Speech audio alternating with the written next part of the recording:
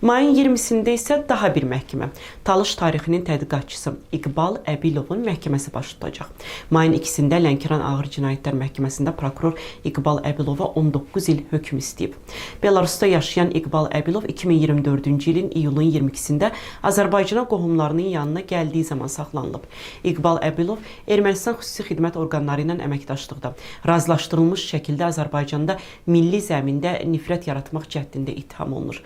Özü isə bu ittihamlarla razılaşmır, özünü təqsirli bilmir. O, Latviyada qeydiyyatdan keçmiş Talış Milli Akademiyasının təsisçilərindən biridir.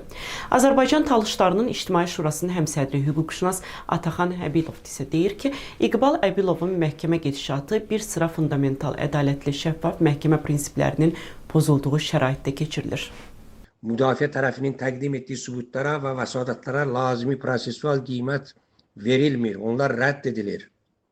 Belə bir vəziyyətdə ittihamın sübut olunması üçün təqdim edilən dəlillərin mötəbərliyi və hüquqi əsaslığı özü-özlüyündə şübhə doğurur. Dövlət ittihamçısı tərəfindən İqbal Əbilovun 19 il müddətinə azadlıqdan məhrum etmə cəzası istənilib. Qeyd edilməlidir ki, Azərbaycan Respublikasının Konstitusiyası, Azərbaycan Respublikasının tərəfdar çıxdığı beynəlxalq hüquq normaları, məxsusən 1950-ci il Avropa İnsan Hüquqları Konvensiyasının 6-cı maddəsi əsasında cinayət məsuliyyətinə cəlb etmə və cəza təyin etmə yalnız və yalnız məhkəmə tərəfindən hərtərəfli, tam və obyektiv araşdırılmış sübutlar əsasında qanunvericiliyin müddalarına və ədalət prinsiplərinə uyğun şəkildə həyata keçirilməlidir.